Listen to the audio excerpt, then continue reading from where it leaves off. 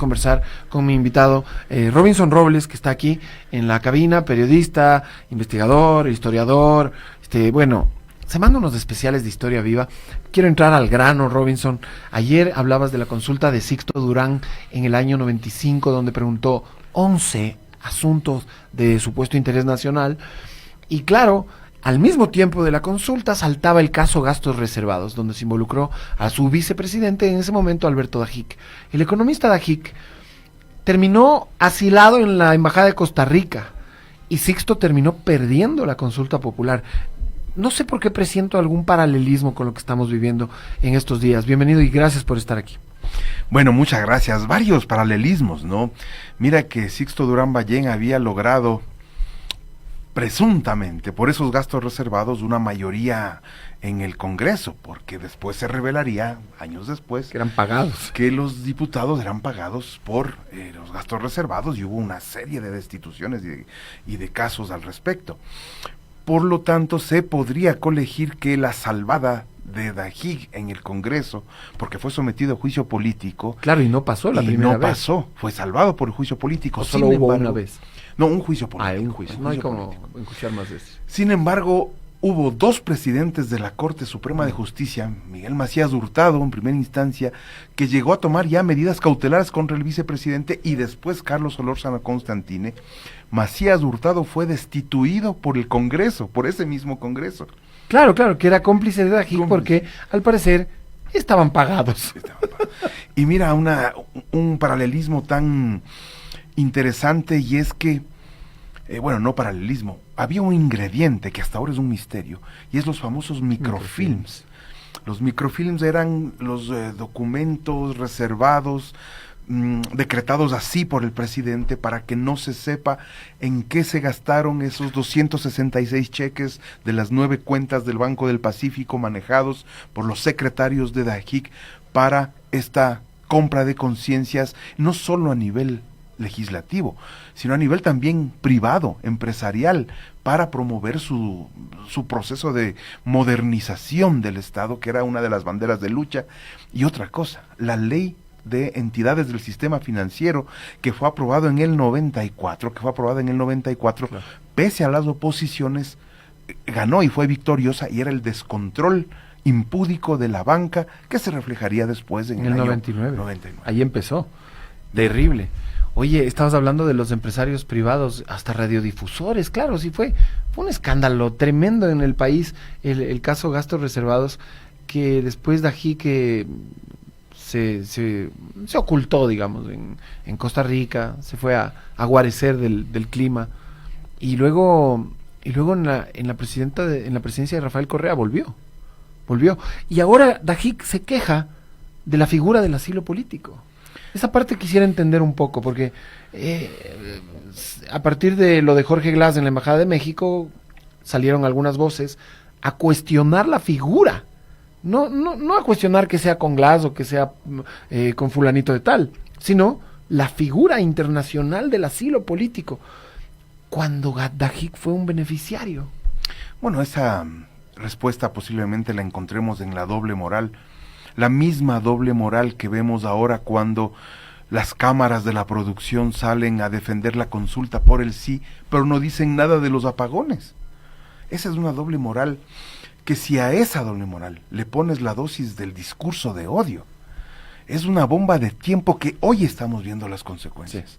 Hoy estamos viendo las consecuencias de la inoculación del odio. Algo pretendió Sixto en esa época poner sobre la mesa, que querían solo atacar y emitir discursos de odio contra Dajic, pero no les sirvió, porque las evidencias eran tan contundentes que sobrepasaban esa pretensión. Claro. Dajic tenía que irse preso, y gracias al asilo político terminó en una playa seguramente muy bonita en Costa Rica. Exacto. Hoy en cambio ya es un mecanismo de persecución, porque el discurso de odio está inoculado en el sistema de justicia, en sistemas comunicacionales, en los grandes concesionarios de los medios, y como vieron que les funcionó años después del 94 con un Bucaram, simplemente lo fueron perfeccionando para ejecutarlo después. Claro. Y son estas etiquetas, es la persecución, ¿no?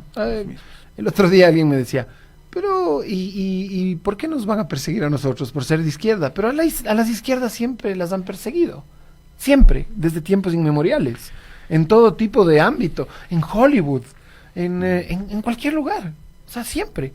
Y dice alguien que es un buen amigo de aquí, de esta casa, nosotros estamos acostumbrados a que nos persigan, siempre nos han perseguido. Esos 10 años de Correa fueron un lunar. Oye, del doble discurso, solo te quería mencionar algo.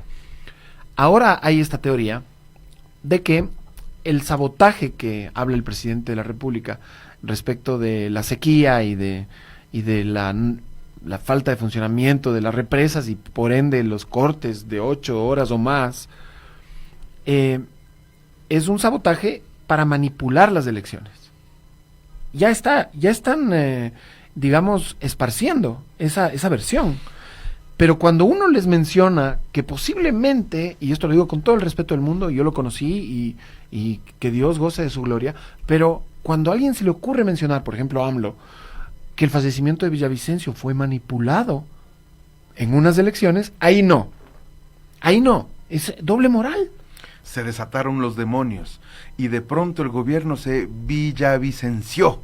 Y ahora todo es el discurso, Villavicencio decía, Villavicencio mencionaba, Villavicencio así lo decía. Mira que el discurso de odio al que estamos sometidos como país, es que para la bobada no hay pomada, hermano. ¿Cómo puede ser posible que salga un ministro, un presidente a decir que le han vaciado una represa? Que le han vaciado una represa como Mazar, que está más arriba del Paute. Ya salieron científicos, estudiantes del tema, profesores a explicar que no es posible. Ecuador tiene un sistema nacional interconectado que además está asociado a un plan nacional de electrificación, que entiendo va hasta el 2030. Simplemente había que seguir el paso que venía marcado desde los años 80. Mira que quien promovió la construcción de la central del Paute fue Jaime Roldós. Fue inaugurada en el gobierno de Hurtado, pero la debería haber inaugurado Roldós. Y era parte del Plan Nacional Interconectado que hoy tenemos. Sopladora Mazar, Toachipilatón, etcétera, etcétera, etcétera. Es un plan de país que va hasta el 2030, entiendo, pero la visión es hasta mucho más. No lo han hecho desde el mantenimiento, desde la inversión, desde lo básico. Y eso dicen todos los técnicos. Eso dicen todos los técnicos. Que están invitados en todos los canales de televisión y radios. Pero como están villavicenciados. Hay un sabotaje, esto es un plan para ganarnos las elecciones del domingo. ¿Tú crees que haya ecuatorianos en este momento, o ecuatorianas todavía, que estén diciendo, sí, pobre mi presidentito? Lo de la energía no es culpa de él, esto es un plan para que pierda el domingo las elecciones. ¿Crees?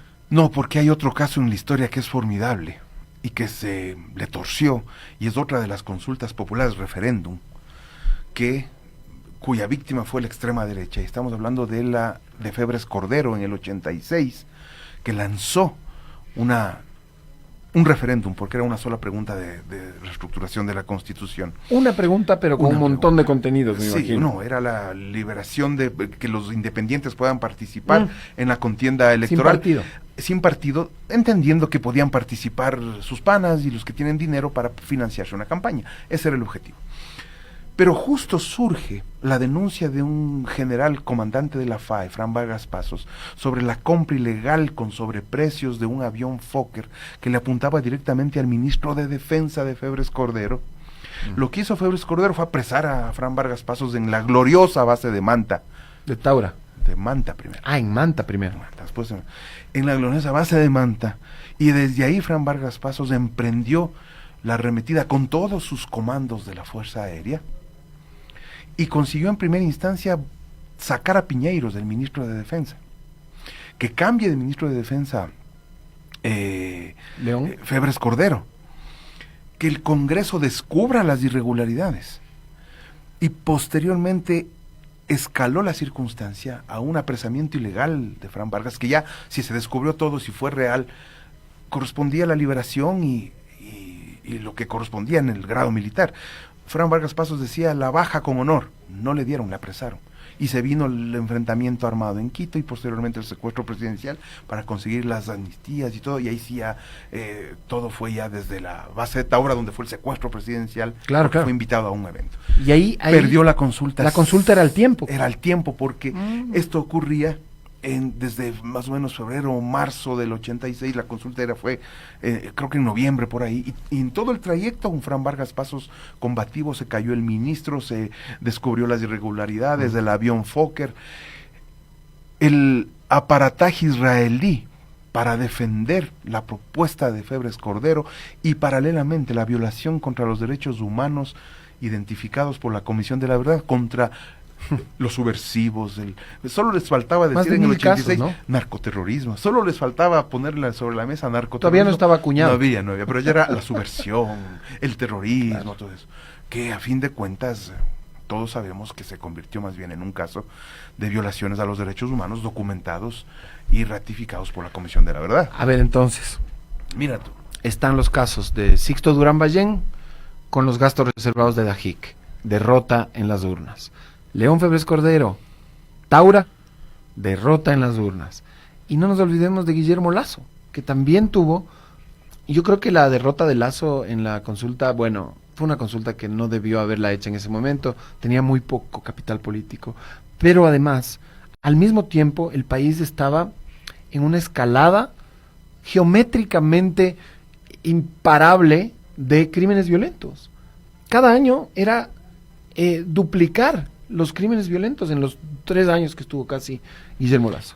4,000 masacrados bajo custodia del Estado. Imagínate. En las cárceles del país, de personas que eran seres humanos que estaban protegidos por el Estado, el gobierno, y con esa cachaza presentarse una consulta popular. Es realmente impresentable, y que aparezca ahora como académico, catedrático, y lo peor es que no hay ninguna instancia que comience un proceso judicial por crímenes de lesa humanidad por esos 4,000 muertos, muchos de ellos presos sin sentencia en las cárceles, en las masacres carcelarias. Sí. Y los muertos también en las calles, ¿no? O sea, el país completamente se descontroló. Ahora al menos Noboa está un poquito bajando las muertes violentas, los crímenes violentos. Un amigo que hace estadística y que lleva al dedillo me dijo hasta fines de marzo, proyectando 2024, podría bajar a 30. Que estábamos en más de 40, ¿no? Podrían bajar a 30, pero... Que no es la gran cosa, pero bueno, ya es un avance. En todo caso, en el gobierno anterior, cada año era multiplicado por 2. O sea, de 4 a 8, de 8 a 16, o sea, fue imparable. Y nos llama a una consulta popular. ¿Qué crees que pase el domingo? ¿Tú crees entonces que ese destino ya está forjado? Yo creo que está desgastado. Posiblemente gane las preguntas de membrete, las preguntas que todos tienen sobre la mesa, la inseguridad, y eso va a ser uno de los temas que posiblemente gane. Pero los 3 temas sensibles, como el tema de la reforma laboral, el trabajo por horas, el tema del famoso arbitraje internacional, y el tema de las extradiciones. La extradición la ejerce el país peticionario, o nosotros nos ponemos regalones, este me cae mal, es un delincuente, es un narcoterrorista, mandémosle a Italia. No lo van a recibir. No lo van a recibir, y punto. Tiene que pedir Italia. Claro. Pero es más o menos un acuerdo. Y si lo piden, lo mandamos. Vertical, que se ha hecho. Que se ha hecho. Claro. Y si lo piden... Si Estados Unidos te pide me voy a inventar, a alias Zanahorita, hay que mandar a alias Zanahorita a Estados Unidos. No necesitas la extradición. Pero la gente está un poquito también ensimismada. Yo lo que te quería preguntar era, ¿crees tú de verdad que el pueblo ecuatoriano en el 2024 está completamente, ¿cómo podemos decir? Decidido o apto para votar así, con las líneas en una columna y en otra, elegir los sís y elegir los nos? No por la misma razón que ganó Noboa. Noboa no es producto de una campaña de méritos ni de una lumbrera como candidato. Noboa ganó el discurso de odio. Entonces, cuando tú tienes a un grupo de odiadores que han perfeccionado la estrategia para poner sobre la mesa a un sistema judicial, a un sistema de comunicación periodístico, a un sistema político que prima para odiar al que piensa distinto y segregar, inocular esto, es muy peligroso. Y yo te voy a decir quién fue uno de los que inició esto, este mecanismo, estos mecanismos. En 1975, 75, aparecieron unas denuncias contra Guillermo Rodríguez Laras, que supuestamente se había apropiado de unos departamentos, que había comprado con millonarios departamentos, y presentaban documentos, y aparecían estas revelaciones. El dictador Guillermo Rodríguez Lara, quien era contrario a muchas de las políticas verticales, salió a cuestionar esa denuncia y demostró que no era así. ¿Quién crees que era el que promovía estas denuncias y fue confinado al Oriente para que... esa historia me suena. Julio César Trujillo. No. El conservador que se hizo demócrata popular. Él armó, o sea, el caso era un caso armado. Era un caso armado. Y tal así que Julio César Trujillo, en mérito por este tipo de cosas, fue cooptado por el triunvirato militar para que él arme la parte jurídica del retorno a la democracia en algunos aspectos, como por ejemplo la reforma constitucional, cómo sería la parte legal del proceso de retorno y cómo hacer para evitar que Don Buca sea candidato presidencial, porque sus padres eran extranjeros. El gallo hervido que fue no un personaje muy en nuestra historia, yo no lo recuerdo en todo caso así, como con mucha estabilidad ideológica. Es más, me imagino que con el caso que tú mencionas de estos departamentos que le querían endilgar al presidente de la República, debe haber sido utilizado por alguien. Por los políticos de la época que querían acabar con las propuestas de Guillermo Rodríguez Lara, quien desde la perspectiva de nacionalista y revolucionario estaba quitando a las transnacionales del poder de manejar el petróleo, y Ecuador buscaba la nacionalización. El mismo Julio César Trujillo, el mismo barbón sin barba, como le decían, que votó por salvar a Dajiga años después como demócrata popular, y la democracia popular fue la que le salvó a Dajiga en ese tiempo, años después. El mismo que apoyó a un Hurtado para la traición al proyecto político de Roldós en 1981. La doctrina Roldós se hizo polvo para que venga el grupo de Hurtado y Julio César Trujillo y se sienten más cercanos a Reagan con el neoliberalismo que a la doctrina Roldós. ¿Y qué decir de la transitocracia, no? Y después la transitocracia ya... Estoy hablando de los hijos del triunvirato que hoy se reproducen ahí fue y que más, han perfeccionado Ahí fue más visible Trujillo. O sea, en la transitocracia, estoy yo elucubrando, tú sabrás corregirme, pero me parece que el momento de más brillo de Trujillo en su vida política fue precisamente cuando encabezó el Consejo de Participación Ciudadana y Control Social Transitorio, donde era más poderoso que la propia Constitución. Por una sencilla razón: Julio César Trujillo nunca apareció como la extrema derecha, ni los sectores empresariales, ni las élites bancarias, ni la plutocracia. Aparecía más bien como un luchador social. De hecho, era el abogado de los Yasunidos, pero los Yasunidos eran financiados por un Roque Sevilla, y los Roque Sevilla y los Yasunidos tenían un objetivo político, y todo ese objetivo político era manejado desde arriba, desde la NED. Y Julio César Trujillo era el supuesto izquierdista moderado, líder además por sus años, que podía parecer como un referente, pero era una especie de Robalino Bolé, la famosa mujer de la lucha anticorrupción, cooptada en los años 80 por la CIA, y no dicho por mí, dicho por Osvaldo Hurtado. Y cuando hablas del triunvirato que se descompone, porque yo tengo esta teoría rara de que las democracias populares llegan cada 18, 20 años a destruir el país. Osvaldo Hurtado con la secretización, después llegó Maguad con el feriado bancario, luego vino Guillermo Lasso a volver un campo de guerra a este país y no hacer nada al respecto. Entonces siento como que vienen estos personajes de esta corriente democrática popular de vez en cuando a destruir. Yo estimo que en unos 20 años vendrá Aparicio Caicedo y nos volverá a Haití. Póngale cuidado. El triunvirato militar inoculó a personajes civiles para que asuman el poder político después del poder militar. Claro, Roldós fue un fenómeno que ni el siquiera su tío pensaba, al punto que llegaron a enfrentarse en primera instancia. Pero ahí surgieron, pues, en el triunvirato militar, financiados por el triunvirato militar, el Partido Conservador, los alcaldes como Sixto Durán Ballén, ahí están los Osvaldo Hurtado, los Julio César Trujillo, ahí está la prensa, que hasta ahora son los concesionarios de las grandes empresas como Radio Democracia, Diego Kendo, todos son esos hijos del triunvirato. ¿Y cuál es su doctrina? Esta doctrina de la seguridad nacional, donde prefieren una dictadura militar que una democracia alternativa. Claro. Y esa es la DP. Así nació. Esa es la... Chuta, qué tenebroso y turbio este capítulo de nuestra historia. Oye, verás, 2 cosas más antes de dejarte ir, que tenemos casi 15 minutos. Y hasta un poquito más si es que no se enojan aquí, porque Licenia Espinel está resentida conmigo. Interrumpí el microinformativo. No fue mi culpa, Licenia, lo siento, de verdad. ¿Sí estoy yendo?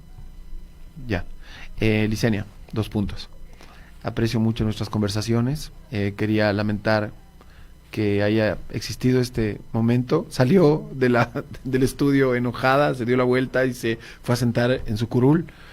Y yo quedé como el abusivo que no permitió que el microinformativo salga al aire. Quiero también pedir disculpas a Brian Paul Espinosa, que estaba destacado en el Consejo Nacional Electoral para darnos seguramente un informe de cómo los privados de libertad ya empezaron a sufragar.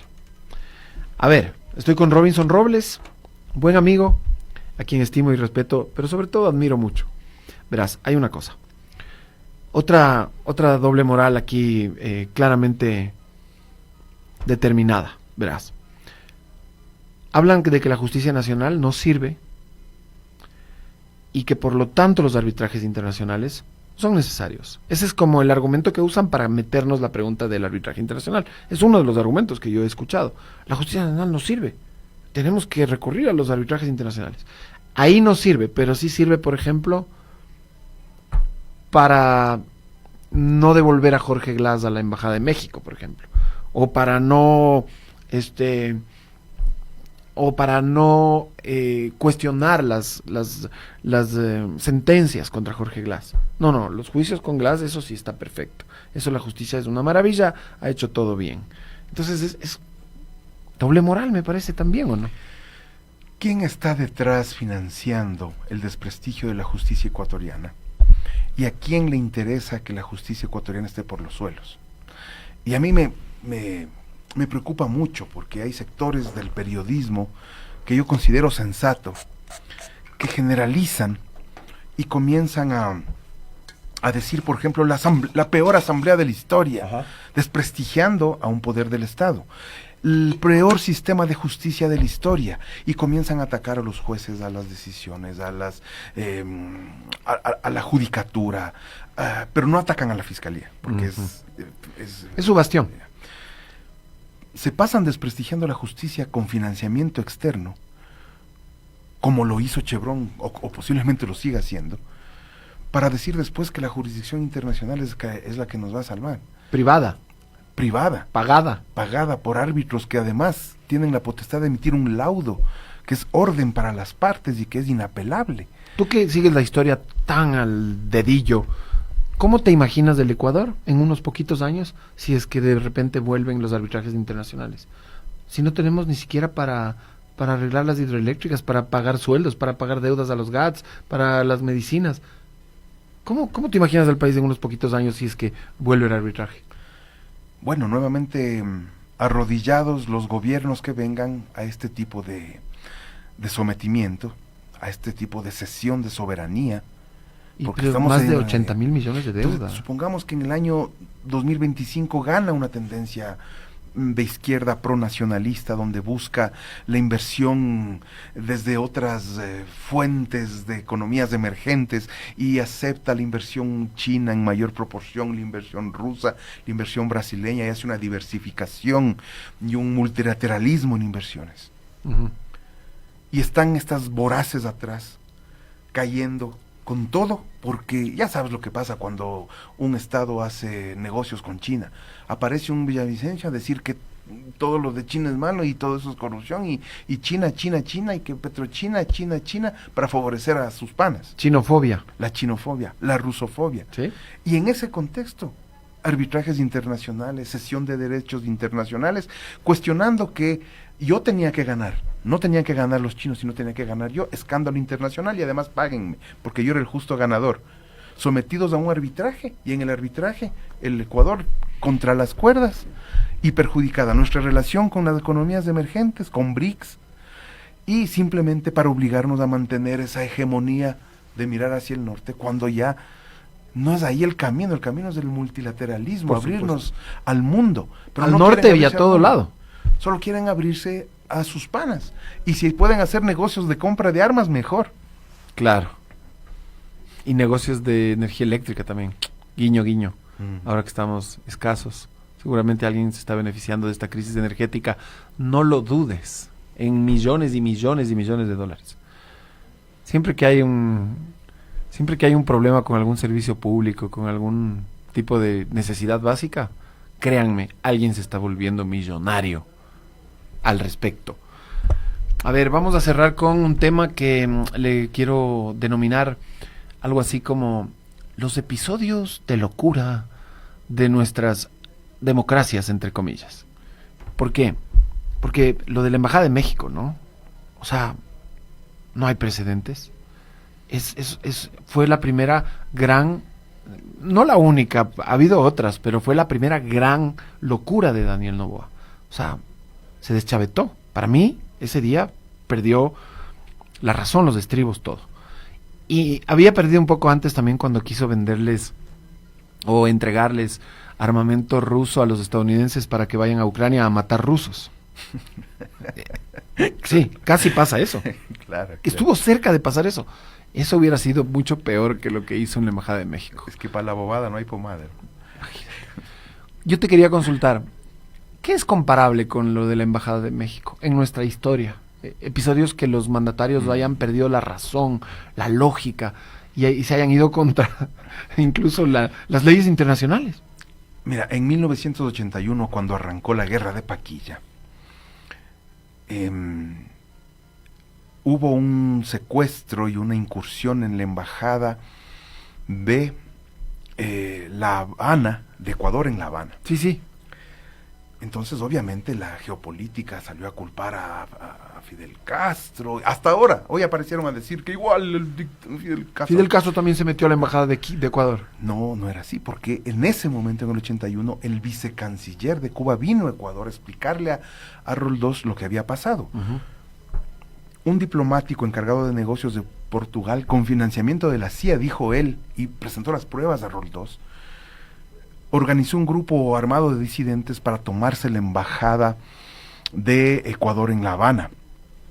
Lo que hizo Fidel Castro es ordenar que saquen a esa gente, pues. Que saquen a esa gente y que rescaten al cuerpo diplomático, claro. Pérez Concha.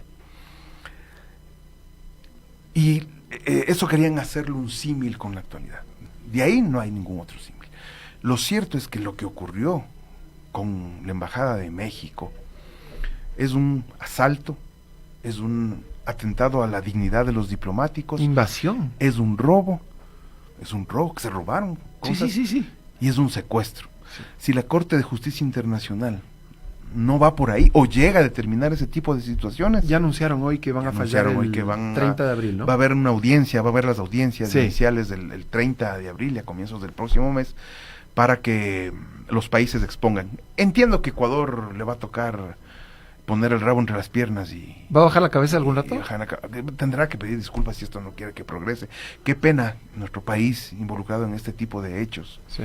Nos avergüenza como ecuatorianos, como narradores de historias, como contadores de la cronología del país, ver a nuestro país involucrado en un ataque a otro país armado, sin razón, sin sustento, simplemente por ideologías geopolíticas, por presiones geopolíticas, y verle a nuestro país ahora en el Consejo de Seguridad promoviendo asuntos en contra del Estado palestino como se está denunciando y cuestionando, eso no va contra los principios constitucionales de un país que ha logrado dar pasos grandes y gigantes en cuanto al derecho internacional. Pero así es la doble moral. Ya no hay UNASUR. Ahora estamos de alejados lobistas, de la CELAC. de lobistas para desconocer el Estado palestino. Bueno, Ecuador es parte del Consejo, Consejo de Seguridad.